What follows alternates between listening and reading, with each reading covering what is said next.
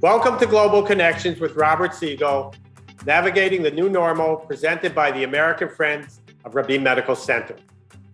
Our monthly Leaders Forum addresses vital issues facing society and technology, real estate and medicine, technology and science.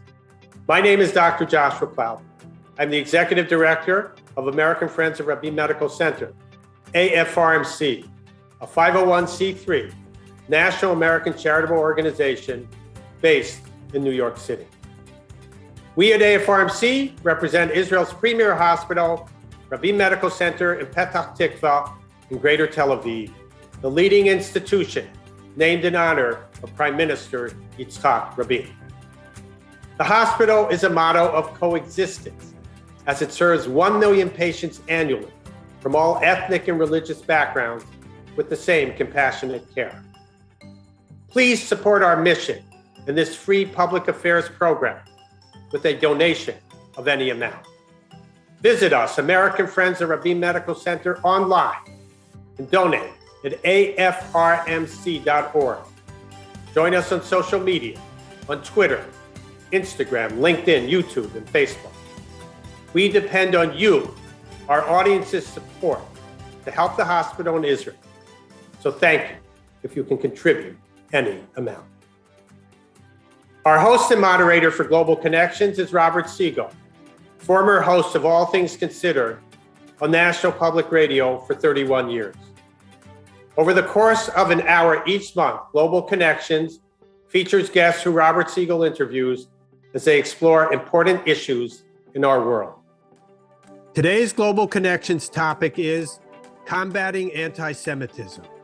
We thank our very special guest, Dr. Georgette Bennett, founder and president of the Tanenbaum Center for Interreligious Understanding, Tamara Berens, journalist and author, Ted Deutch, CEO of the American Jewish Committee, and Dan Granot, Director of Government Relations at the Anti-Defamation League. And now, Global Connections with Robert Siegel. There has been a rise in anti-Semitic incidents and hate crimes in our country. Groups that count such things say they haven't seen increases like this in decades. While most racially motivated hate crimes in America target African Americans, more than 60% of crimes inspired by religious hatred have been directed at Jews. We may ask why this is happening, why it's taking place, but we can no longer ask whether it is taking place. The question we're posing today is, what can be done about it? What can be done to combat anti-Semitism? What is being done, and are there any new ideas at work? This year, the White House unveiled an unprecedented national strategy to counter anti-Semitism. It's an interagency effort led by Douglas Emhoff, who's the husband of Vice President Kamala Harris and who's Jewish. That's one of the subjects we're going to hear a lot about in this hour from a very interesting panel. You can take part in this discussion by sending questions using the Q&A button at the bottom of the screen, and we'll have a question and answer session in the second half hour, and we'll hope to get to some of the questions you have proposed.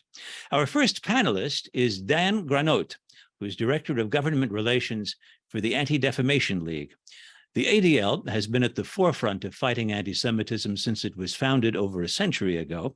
As it says on its website, ADL is founded with the clear understanding that the fight against one form of prejudice cannot succeed without battling prejudice in all forms. Dan Granot, welcome. Thanks for joining us today. Thank you so much for having me today, Robert. And first, what, if anything, is new in the Biden administration's initiative against anti-Semitism? So it's a great question. And, I think what's so historic about the plan, first off, is it's the breadth and the depth of it, right? 200 specific policy proposals for both government and civil society to be approaching with specific agencies, stakeholders, and I think almost most importantly, timelines, right? Timelines that we are all trying to ensure we hit within a 12-month time period, in addition to a series of commitments that ADL and others have taken on top of the plan. But I think what's so exciting about this, this is the first time we have ever seen the federal government elevate the issue of fighting anti-Semitism at the same national priority level as some of the other issues, right? And you ask what's in the plan. It is unbelievably creative, right? It includes everything from hard security, helping to ensure that our Jewish communal centers and synagogues and schools and camps are safer, to increasing access to kosher food in order to create an environment where Jews can be their true, authentic selves. Yeah. It takes a sort of a whole of society, whole of government approach, which is needed to adequately and successfully fight anti-Semitism. There are many appeals to Congress.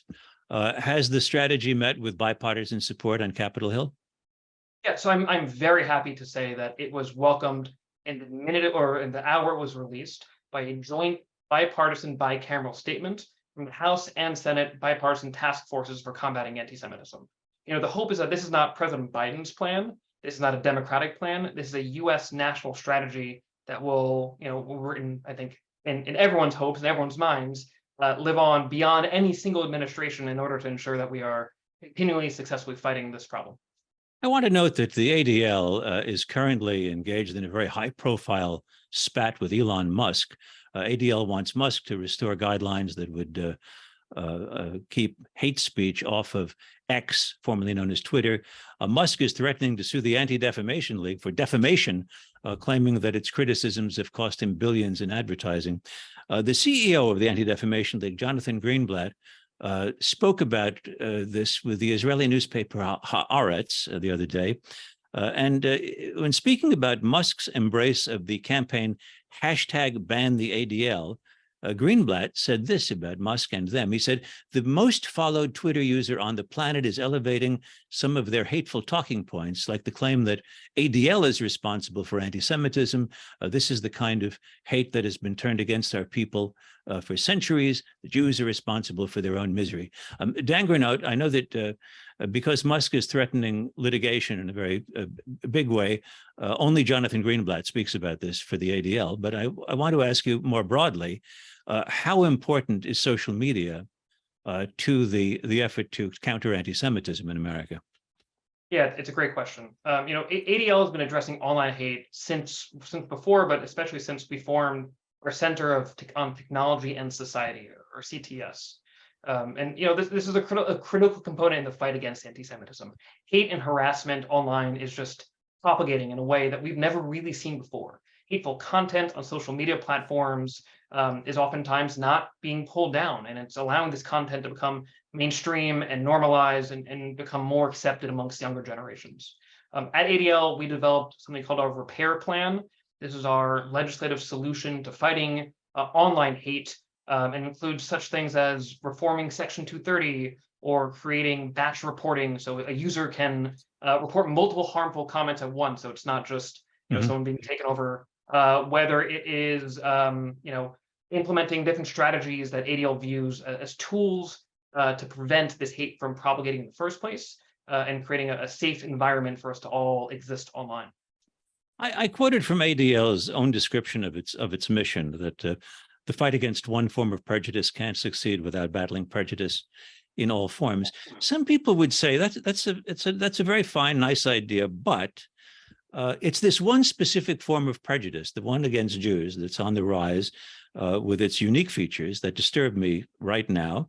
And while, say, the issues raised by trans kids in high school sports may prick the conscience and may be important, it risks diluting the effort, taking our eye off the ball. What do you say to that?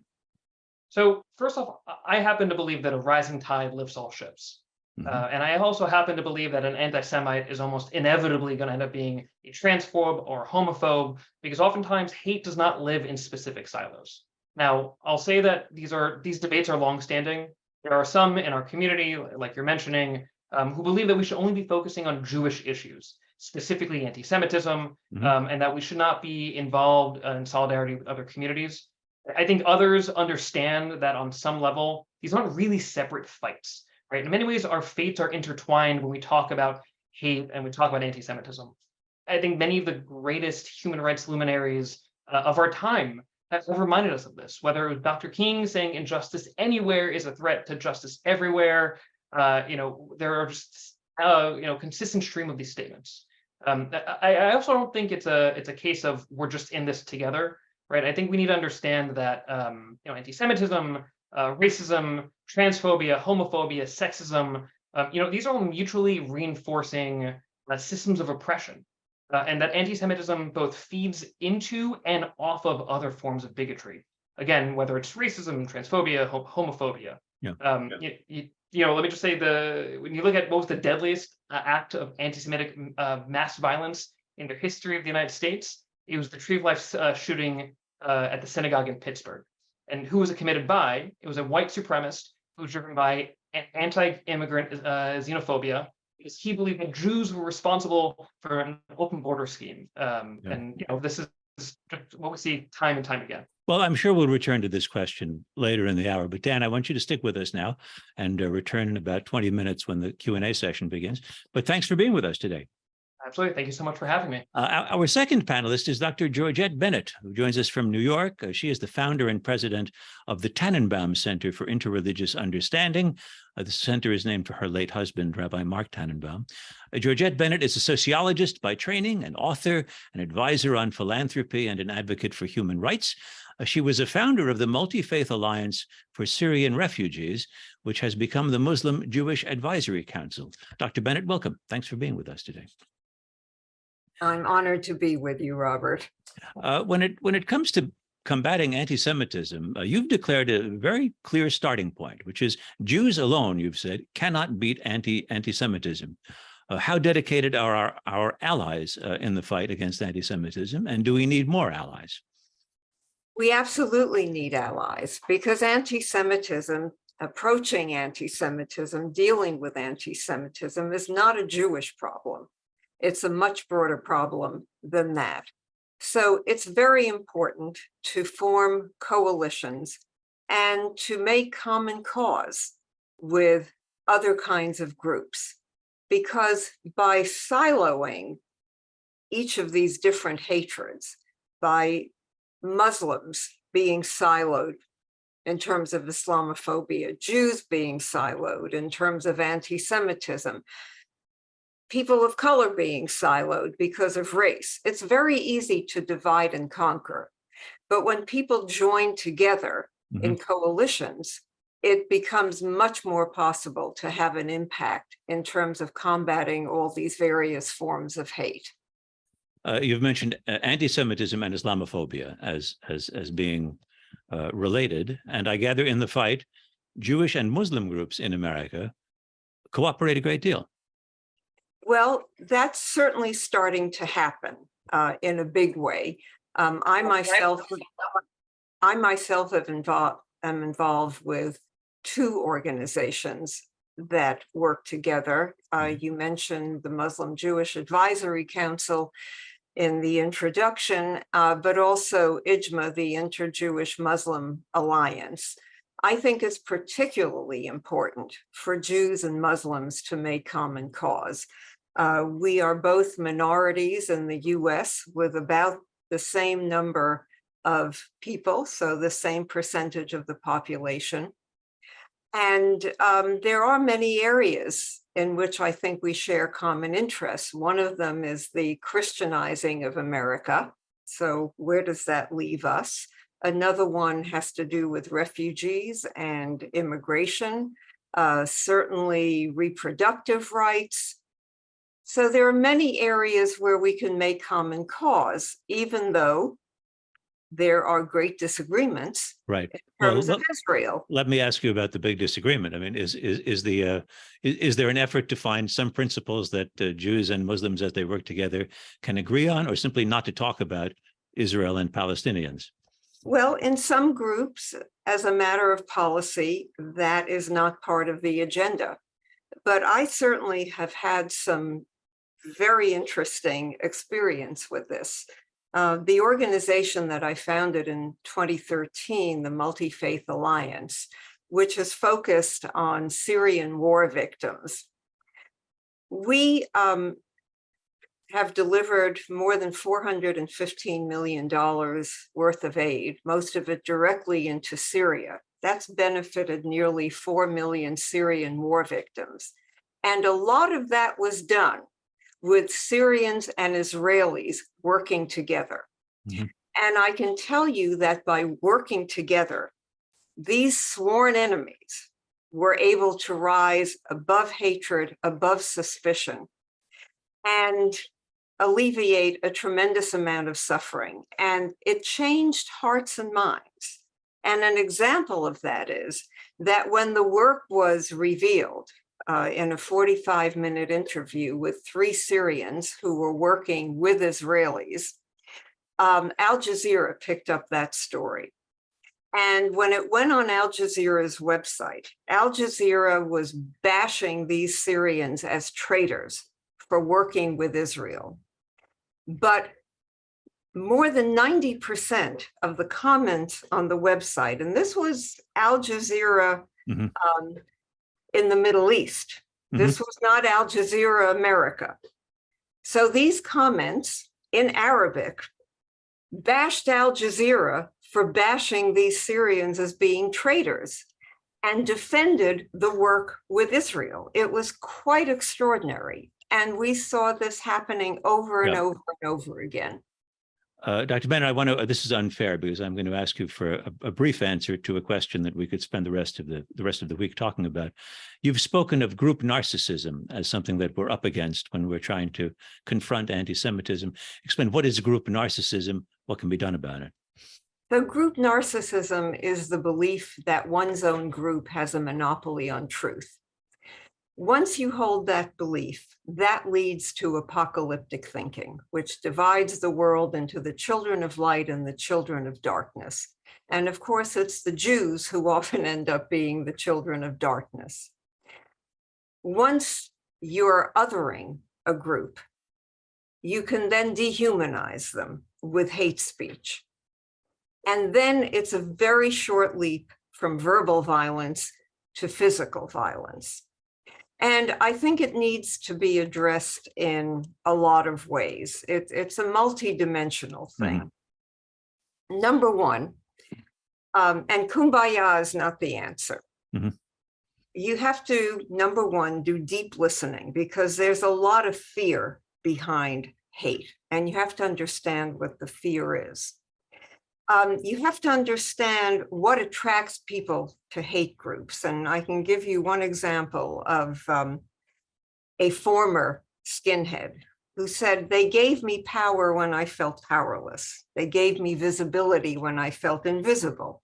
They gave me community when I felt alone. So you have to do curious listening. You have to allow them to express their grievances. And using that method, this former skinhead has deprogrammed many white supremacists. Number two, deplatforming and going after finances of these groups. The Charlottesville lawsuit is doing a lot of that.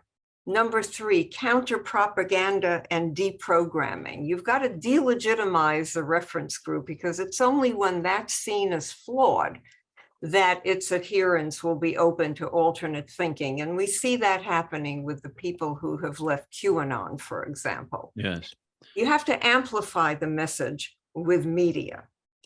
Number four, legal resource. You have to use the available law to combat hate speech and hate crime. Now, hate speech is protected, but incitement to violence is not. And hate speech is the prelude to incitement. So that's a four-pronged approach that needs to be taken. But I would add a fifth prong. And that fifth prong is you need to work together on projects that are important to each group with clear goals, because Sociology 101, contact and communication is the key to breaking down prejudice and misconceptions. Georgette Bennett, thank you very much. Stick with us because in a little while we'll have our discussion and question and answer session. Our next panelist is the writer Tamara Berens, who has written about anti-Semitism for the publication Mosaic. While Tamara Berens now lives in Washington, D.C., she is, as you'll soon hear, originally from Britain. She has written about anti-Semitism on the far right as well as on the anti-Israel left. One of her essays is titled What American Conservatives Can Do About Right-Wing Anti-Semitism. Tamara Berens, welcome. Let's start with the question of Israel. which you've written a good deal about, and how it figures in arguments over contemporary anti-Semitism. How do you see it? Yes, I think the question of Israel should really be at the forefront of our strategy in combating anti-Semitism. And thank you so much, Robert, for having me to Certainly. be able to talk about this. I am very much inspired by an essay by the late, great Charles Krauthammer written in 1998, in which he talks about the role that the state of Israel occupied even then, 25 years ago, for global Jewry. And he makes the case that if anything at this point were to happen to the existence of the state of Israel, it would really mean the collapse of the ability for the Jewish people to go on as a whole, given the endless tragedies that the Jewish people have already faced. And so I personally am a Zionist, and I support the state of Israel for a variety of reasons. But I think even in a strategic sense, it's evident that the state of Israel today is one of the greatest reasons for the survival and the continuity of the Jewish people. And if we don't prioritize attacks on the state of Israel, both international threats and also attacks on the nature of the US-Israel relationship, which is both people to people as well as governmental and congressional, I think that that really will bode disaster, unfortunately, for the Jewish people.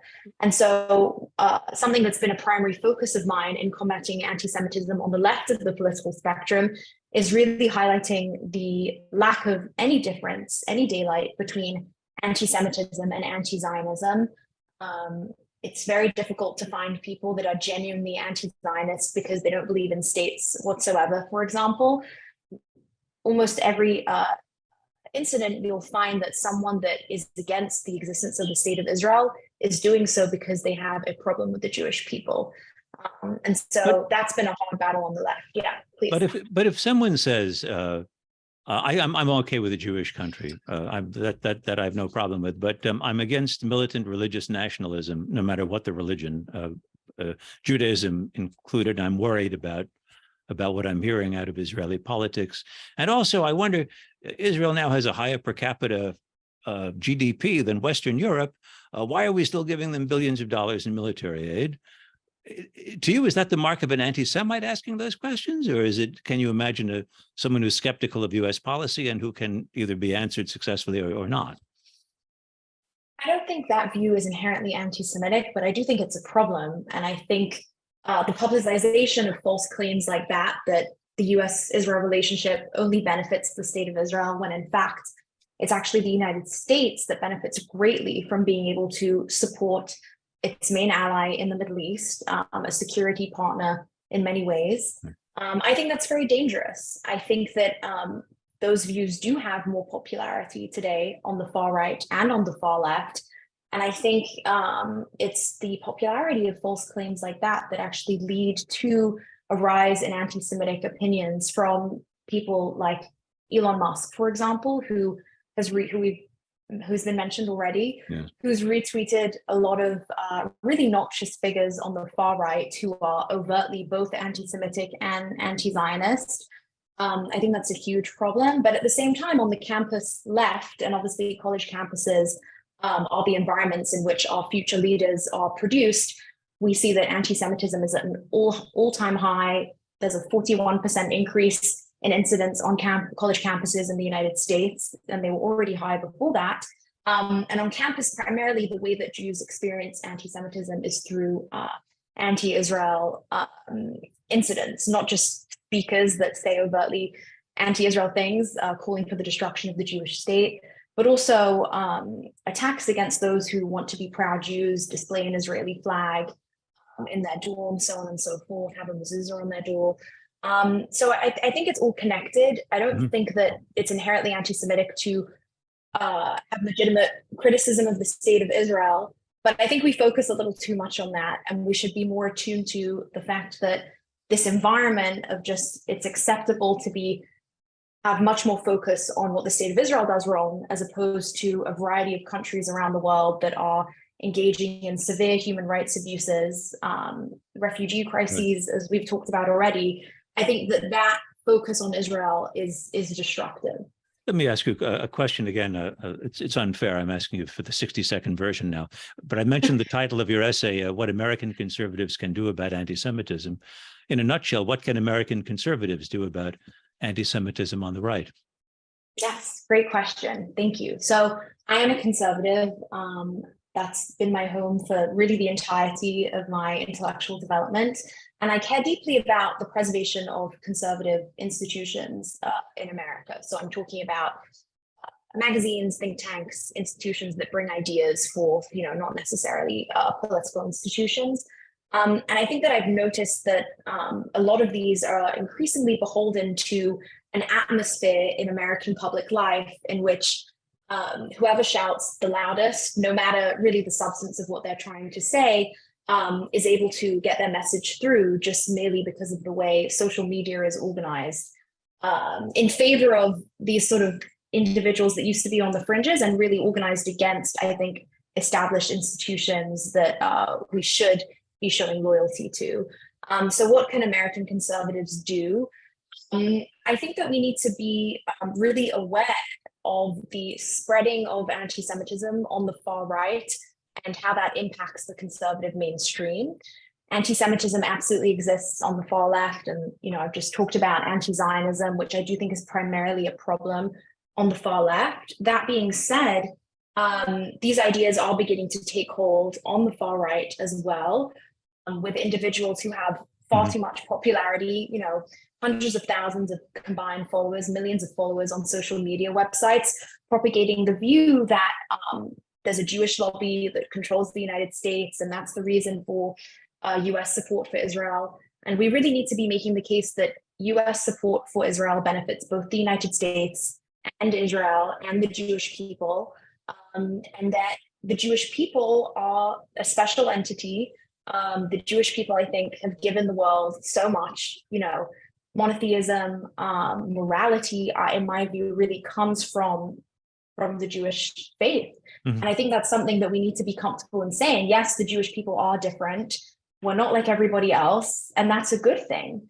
I don't think we should shy away from that conversation by any means and trying to sort of create this false narrative that the Jewish people are just like any other minority. That's not true. We have to own who we are, and we have to be honest about that, and we should be proud of who we are. Tamara Berens, thank you very much. And we'll be back to you when all of the panelists talk together in just a few minutes. But first, we turn to our fourth panelist, Ted Deutch, who is the president of the American Jewish Committee, chief executive officer, I should say. From 2010 until 2022, Ted Deutch was a Democratic member of the House of Representatives from Florida. His district included parts of Broward and Palm Beach counties. In the House, Deutch chaired the Ethics Committee, and before serving in Washington, Ted Deutch spent 4 years in the Florida State Senate. And the demands of his schedule mean that he's just with us for a few minutes. Good to see you, Ted Deutch. How are you? It's great to be with you. Thanks for having me, Robert. Let's hear from you on the Biden initiative. It's unprecedented. We've heard from our representative from the ADL, Dan Granot, of all of the new features of it. Have things actually happened? That is there motion on Capitol Hill toward passing things that are urged in this initiative? Are there are companies changing their policies all around us? What's going on? Yeah, as a matter of fact, there's, first of all, it is unprecedented. We don't take for granted the fact that a community like ours, the Jewish community, is very small. The fact that the White House is committed to move forward with this strategy is because they acknowledge that anti-Semitism doesn't only affect the Jewish community, it affects the country as a whole. And it's the reason that it's not just limited to actions that the executive branch can take or actions that Congress can take, but it's a whole of society approach. That said, there have been some significant steps already. The Small Business Administration, again, SBA, not a part of the government you would think spends time tackling anti-Semitism. We just recently signed a strategic alliance memo with the SBA to jointly address anti-Semitism with small businesses. The administrator and I had a town hall meeting with businesses who want to be able to respond. They didn't have the tools. We'll be doing that now all over the country. The U.S. Conference of Mayors again, this is not a congressional action, although Congress is busy looking at all of the ways they can be involved. And I'm looking forward to engaging with them when I'm there in October. But the Conference of Mayors is now working to ensure that mayors across the country can follow through on what's in the national strategy. We've provided them with a mayor's guide to implementing the national strategy. We've already seen successes around the country, Department of Agriculture, businesses, universities. There have already been a number of significant steps taken to address anti-Semitism. And it's our goal, and the reason we created a task force to focus on this, to make sure that this isn't a plan that goes on the shelf that gets referred to during political season, but is one that is actually reviewed and a focus of attention every day, because these challenges are so significant and impact the community overall. But when you speak of, say, the Small Business Administration getting involved, are we talking in that case about issues of making work, of not letting work rules make it impossible for an observant Jew to work at somewhere? Or, I mean, we're not addressing in that case violent crime or anti-Semitic, painting swastikas on walls, are we? Sure. The SBA actually is very active responding to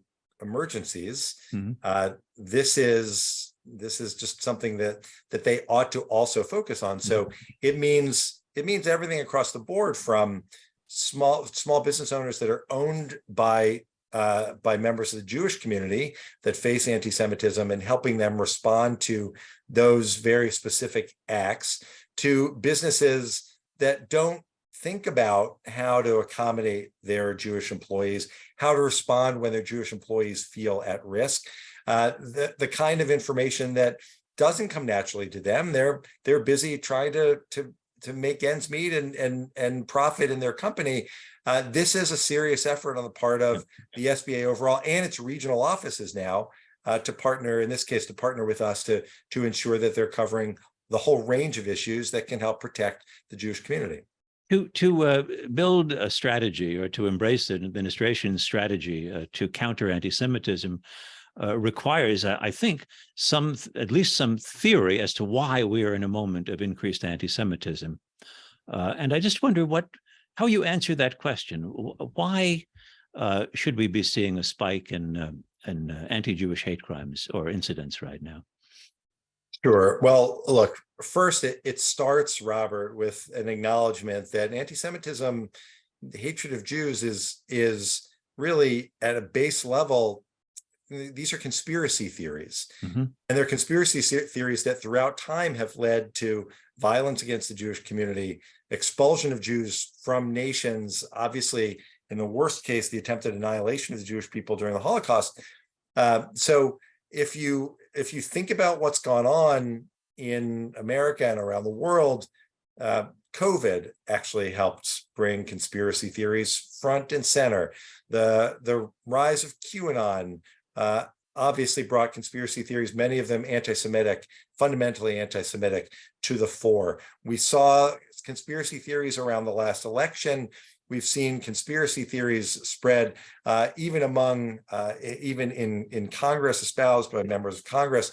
So when you see conspiracy theories rise overall, it is unfortunately the case throughout history that it's the Jewish community that's so often the scapegoat. And then add to that the normalization of anti-Semitism through social media, the fact that when Kanye West decides to go on an anti-Semitic rant on Twitter, that has repercussions far beyond inviting the anti-Semites out from under the rocks to hang banners across the I-4 in California, to deposit anti-Semitic flyers and leaflets across the country. So we've got to tackle all of this if we're going to seriously confront this challenge. I'm just curious, how do you, for people who wonder how one can control or keep anti-Semitic speech off of social media, what for you is the dividing line? What is the red line that separates ugly speech that's defended by the First Amendment and that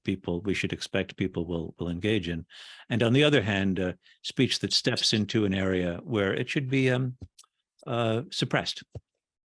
Well, again, I think, Robert, we have to start with the acknowledgement that that social media is these are major businesses that have very clear rules about what one can and cannot do on the platform. This isn't the town square. This isn't a public space.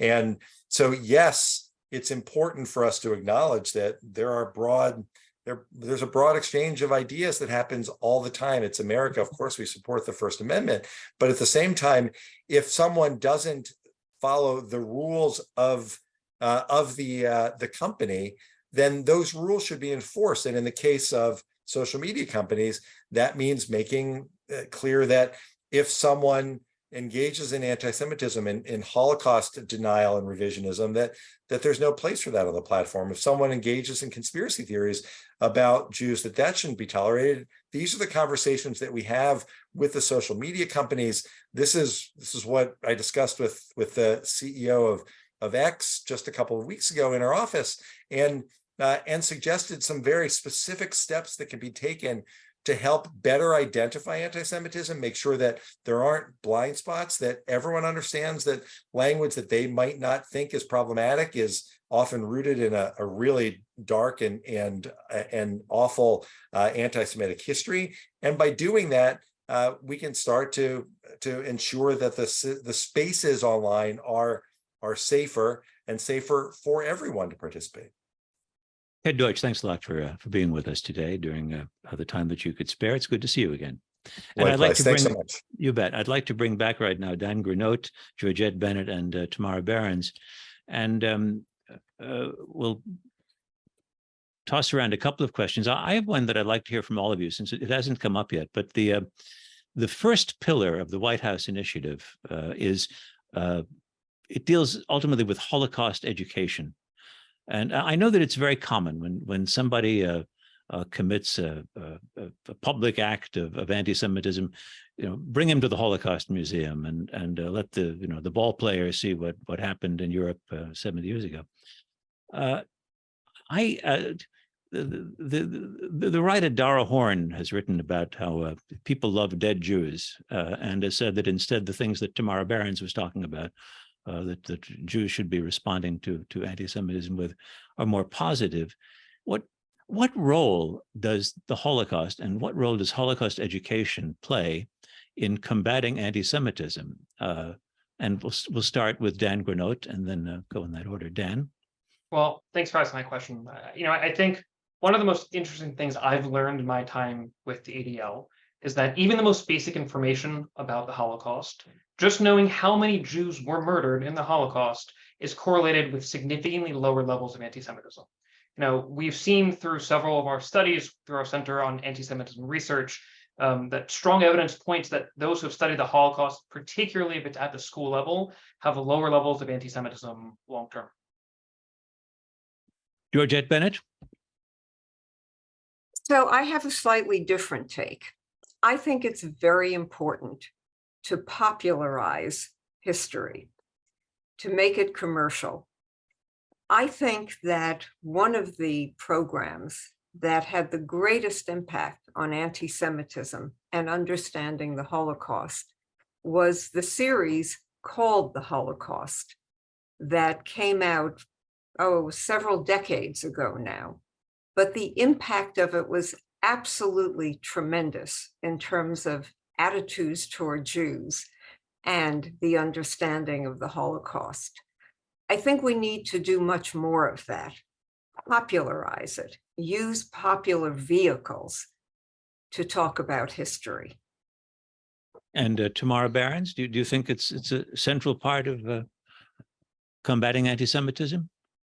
I think it's important, but I think ultimately Holocaust education can unfortunately be meaningless if it isn't tied to education about who Jews are today, what living, thriving Jews look like. And obviously that involves education about the state of Israel, the foundation of the state of Israel. And it also involves education about Jewish Americans and the different types of Jewish Americans that exist, what they look like, how they practice. I do agree with a lot of Dara Horn's point, as you mentioned, from her book, People Love Dead Jews, that people have a discomfort with Jewish survival, Jewish thriving. And I think that perhaps comes from this emphasis on tragedy without really telling the other side of the story that, yes, there was a terrible tragedy that we should forever remember as Jews, and Americans should absolutely be educated and aware. But that being said, after the tragedy does come survival and renewal, the miracle of the state of Israel, and also the thriving of Jewish communities in America. Our viewer Bob Olesh, who writes, I am Jewish. How can anti-Semitism be eliminated if most people need a scapegoat when something goes wrong in their life? Jewish people have been a traditional scapegoat for 3,000 years. Sorry to be a pessimist, but unfortunately, anti-Semitism is something we just need to live with during our lifetimes. Happy New Year. Well, there's a pessimistic view. Georgette, Bennett, shouldn't we assume that 10, 20 years after a successful initiative from the Biden administration, there'll still be anti-Semites? Oh, yes. I think there will always be anti-Semites, but I think it is possible to reduce the extent of anti-Semitism by engaging in some of the activities that we've all been talking about here. And to Tamara's point, I think there is also a matter of religious literacy. There's such a tremendous misunderstanding of Judaism, and that the roots of the religions that a lot of the anti-Semites practice, really what they consider good in their religions comes from Judaism. And this is something that I think they need to understand. Tamara, I think, was talking about this while you interviewed her. Mm-hmm. And Dan Granot, thoughts about is pessimism perhaps warranted here? I think the key word there was eliminated. I think the effort is to combat it, not to eliminate any form of hate. And I think we're talking about what is required over here, right? I think the short answer is there is no silver bullet to combat anti-Semitism. Rather, it takes a whole society and a whole government approach, whether that is utilizing Congress and the executive branch and state and local governments through the government side, whether that is on the K through 12 education and college campuses, whether the media through programs like this, whether it's through community centers, right? It is about taking that holistic approach. It's frankly why the national strategy is so impressive, is because it takes that breadth and depth approach. And it's something that ADL has, through our combat plan, attempted to use as well. Seems to me that in a way, the simplest anti-Semitism to describe and to recognize is perhaps the most odious, the white Christian nationalist KKK neo-Nazi sympathizer who checks all the boxes for political repugnance. But what about traditional allies in the drive for civil rights? When those groups come together and say, by the way, we're not just opponents we're not just against opponents of voting rights. We're not just against homophobes and misogynists and xenophobes. We're also anti-Zionist and against people who support Israel. Are old alliances surviving the current rise of anti-Semitism, Dr. Bennett? Well, it's very interesting because Henry Louis Gates Jr. is just about to produce a series. I think it's a 4-part series called Black and Jewish in America, in which he is making the case for reviving the traditional African-American Jewish alliance. But we have to identify the issues around which alliances can be formed, because it's not Jews who can combat anti-Semitism. It's got to be the non-Jews who combat anti-Semitism. The Friday night after the Tree of Life attack in Pittsburgh, going to services at my synagogue, packed with local non-Jews who wanted to express their solidarity with the Jewish community, in that case of Alexandria, Virginia. Tamara, thoughts about this? I think that finding allies is incredibly important. It's something that I've always prioritized in the UK. I grew up in London, very multicultural, and tried to form as many ties as I could with other Middle Eastern minorities, such as the Kurds, the Assyrians, and sort of bring them to the fore alongside Israeli voices, and really try and forge that bond. And I will say, having moved to the United States, I found that there are many Christians that have been very strong allies of the Jewish people. And I think a lot of the misconceptions of Christian Zionism are, I hope, starting to reduce, seeing the kind of genuine support, not just for the state of Israel, but also support for Jews facing anti-Semitism from prominent Christian voices. I think there's a lot more that can be done. Again, moving away from the dead Jews paradigm and towards the living Jews paradigm. I myself am organizing a number of Shabbat dinners in the coming months with some Christian groups in order to encourage greater knowledge and awareness about the beauty of Shabbat, the Jewish Sabbath. And it's something that I hope to expand to other religious minorities as well. John Granot, thoughts about this?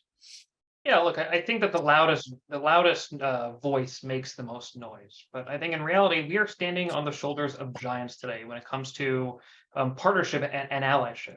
Look, just a couple weeks ago, we saw the 60th anniversary of the March on Washington here in Washington, D.C. And we saw the strength of the Jewish African-American partnership in the fight for civil rights. But I also think sometimes when we talk about this joint partnership of communities, you know, the sort of most common narrative is that this really began in the 60s. And the truth is this goes back so much further than that, right? Whether it is going back to the 1800s when African-American communities took up collection funds in churches to help repair Jewish communities who were facing violence from pogroms, whether it was HBCUs who really helped save the Jewish intellectual class from annihilation of the Holocaust by providing professorships and which created visas in order to bring people over.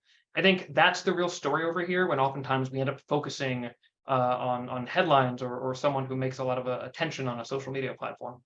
I'd like to build on the point that Dan just made. It's very important to appreciate the risks that our allies sometimes take. And we don't hear enough expressions of appreciation. When we were working with Syrians and getting them working with Israelis, they were putting targets on their own backs, by doing that.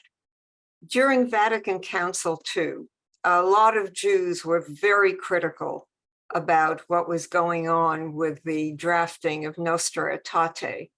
And they didn't fully understand the risks that the church was taking in terms of that document, the risks that Catholics were experiencing in countries, especially Arab countries, that were opposed to anything in that document that was nice to Jews. So when we form these alliances, we have to be aware of the risks that our allies are sometimes taking. And we need to appreciate that. That's an interesting point. That it's not always easy for people to take the side of Jews in arguments over anti-Semitism. People from countries in the Middle East might find that quite dangerous. In fact, even on U.S. college campuses.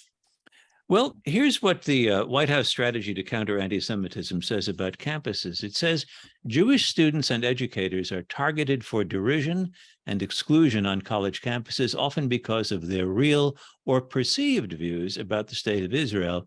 When Jews are targeted because of their beliefs or their identity, when Israel is singled out because of anti-Jewish hatred, that is anti-Semitism, and that is unacceptable. Tamara, Berens, it's pretty strong statement coming from the White House. Absolutely, and I think that statement is welcomed. Anti-Semitism on college campuses has an impact for generations to come. It creates an environment in which Jewish students presently feel uncomfortable being who they are. But as I mentioned earlier, college campuses are obviously the incubator of future leaders in the United States and globally. And if we want to ensure a future in which people are broadly supportive of the basic survival of the Jewish people and obviously of the state of Israel's right to exist, then we absolutely need to do more to combat anti-Semitism on college campuses. Here's a question from a viewer. How can American companies deal with anti-Semitic speech and racial prejudice among employees? Dan Granot, how can I'd love to start with that. ADL recently released we're calling a workplace pledge against anti-Semitism. This is how we're trying to translate the national strategy into companies. This is whether it's using anti-Semitism, DEIA, discrimination, anti-discrimination training, whether it is adopting some of the principles within the national strategy. We've been working with several agencies to help implement it, whether it is EEOC or OPM or OMB or any of the many acronymed agencies in the government that are responsible for the workforce, to ensure that people know their rights. Because I think what we often find is people just don't understand what is something to issue a complaint, and if there is a complaint, where to go, how to do it, what to go about in order to ensure that they are protected as a Jewish employee. I asked Ted Deutch a few minutes ago when he was with us for an explanation, of a theory of why it is that we're talking about a spike in anti-Semitic incidents and hate crimes, and I haven't heard from the three of you on that score. And Dan, let's start with you. I mean, why do you think this is happening, Rand? Is it simply the availability of a medium that gives life, that is social media, that gives life to conspiratorial thinking? Is it an economic crisis? Is this a symptom of the COVID pandemic? Why? Why now?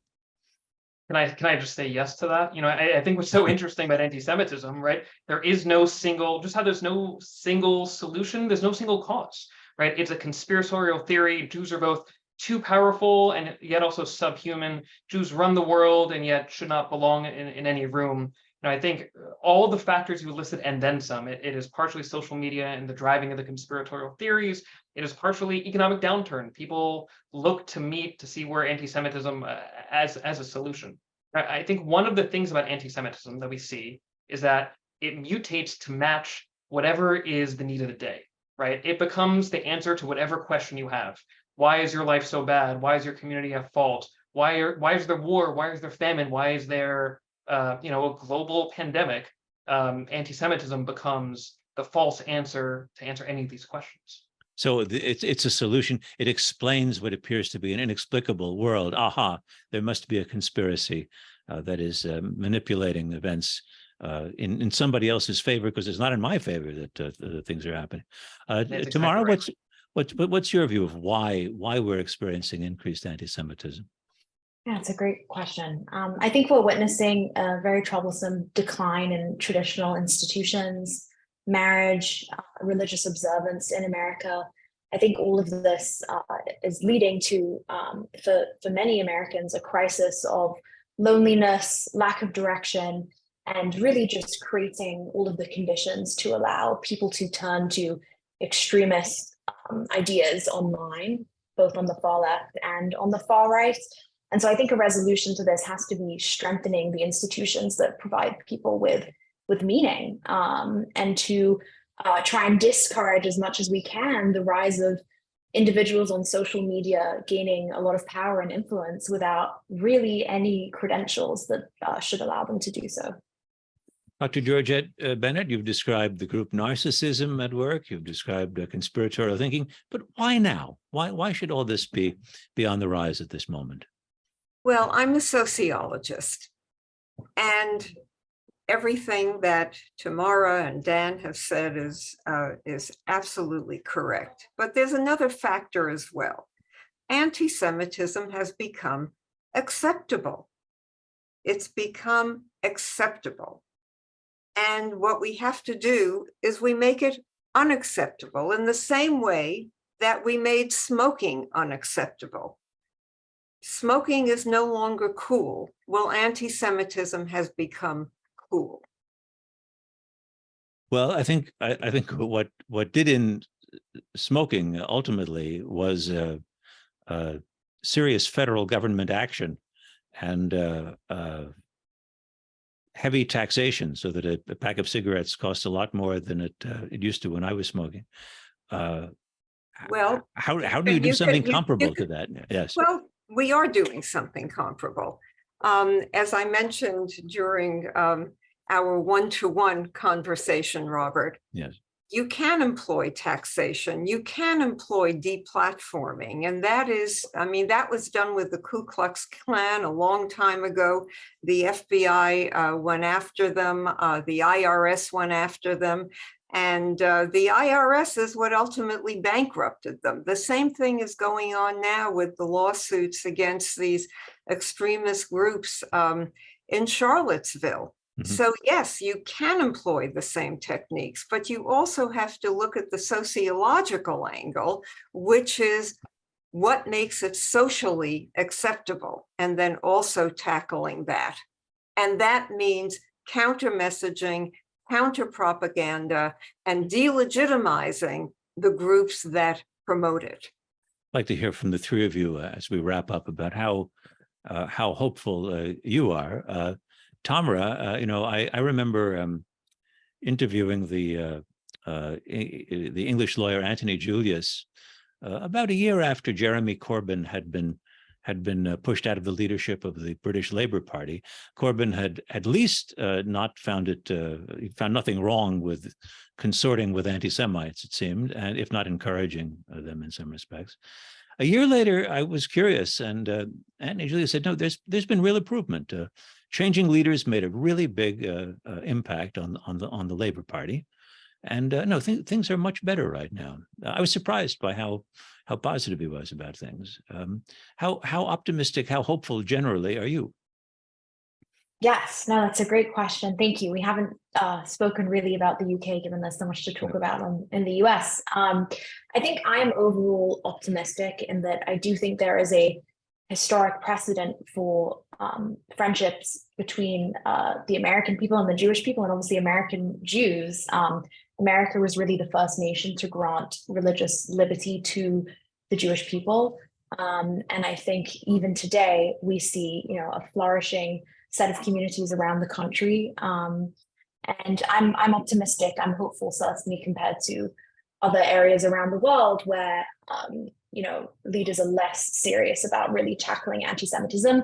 That being said, since you mentioned the British example, what really had to occur in order to have Jeremy Corbyn pushed out from the Labour Party and sanctioned as he deserved to be, was a concerted effort community-wide that didn't start from established communal institutions. It started from grassroots institutions that spoke up about something that they noticed, that they felt the Jewish community as a whole, the organized Jewish community, wasn't doing enough to challenge.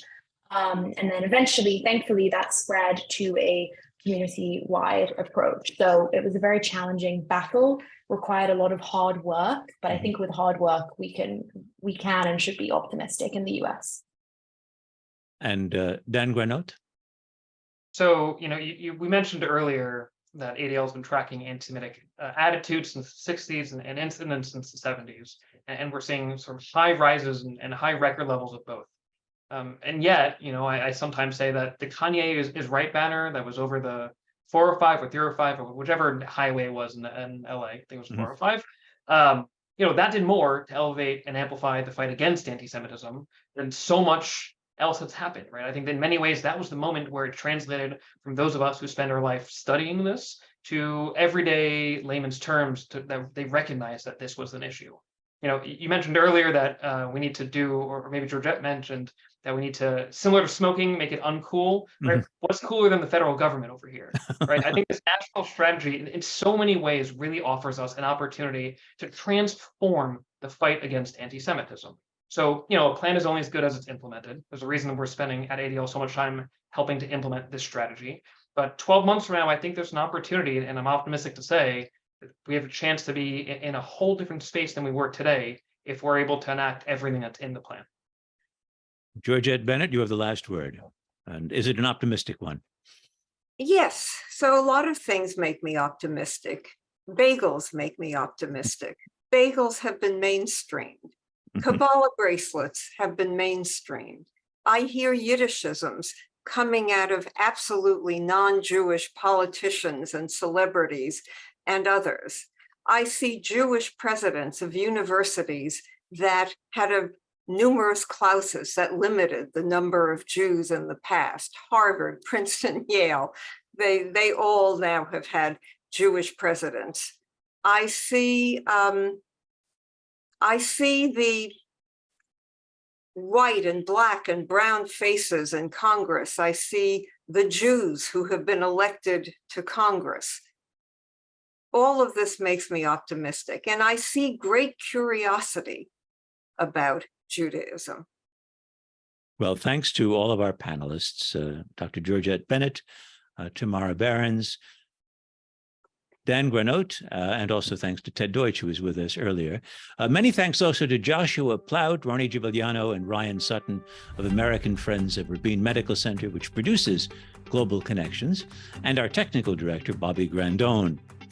Thank you also to our sponsor, the American Friends of Rabin Medical Center, which is a 501c3 national charitable organization representing in the United States Israel's largest hospital, Rabin Medical Center in Petach Tikvah in Greater Tel Aviv. The website of the group is www.afrmc.org. I'm Robert Siegel, and this has been Global Connections, Navigating the New Normal. Stay healthy and stay safe.